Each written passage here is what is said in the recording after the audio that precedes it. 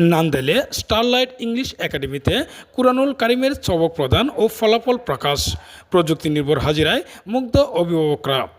ময়মনসিংহের নান্দালে আধুনিক শিক্ষা ও ধর্মীয় মূল্যবোধের সমন্বয়ে পরিচালিত ব্যতিক্রমী শিক্ষা প্রতিষ্ঠান স্টারলাইট ইংলিশ একাডেমি এর উদ্যোগে দিনব্যাপী শিশু শিক্ষা প্রদর্শনী, পবিত্র কুরআনুল কারিমের সবক প্রদান এবং প্রথম সাময়িক পরীক্ষার ফলাফল প্রকাশ অনুষ্ঠান সম্পন্ন হয়েছে।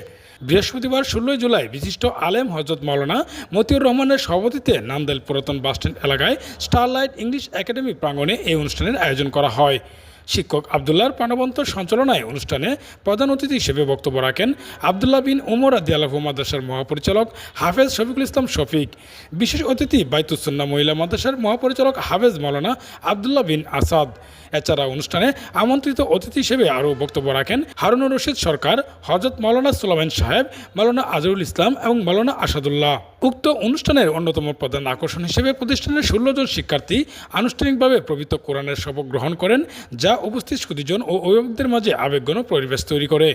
এছাড়া শিশুদের সৃজনশীলতা বিকাশে আয়োজিত শিশু শিক্ষা প্রদর্শনী আগত অতিথিতে নজর কেড়েছে। বক্তারা বলেন, বর্তমান যুগে শিশুদের নৈতিক ও আধুনিক শিক্ষায় শিক্ষিত করা সময়ের দাবি। স্টারলাইট ইংলিশ একাডেমি সেই লক্ষ্য পূরণে কাজ করে যাচ্ছে।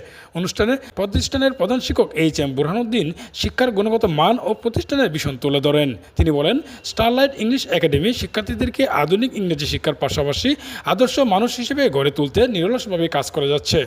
প্রতিষ্ঠানের আধুনিক ব্যবস্থাপনায় বিশেষ করে ডিভাইসের মাধ্যমে প্রযুক্তি নির্ভর হাজিরা ব্যবস্থার ফলে শিক্ষার্থীদের নিয়মিত উপস্থিতি যেমন নিশ্চিত হচ্ছে, তেমনি শিক্ষা অর্জনে তারা অভাবনীয় গতি পেয়েছে।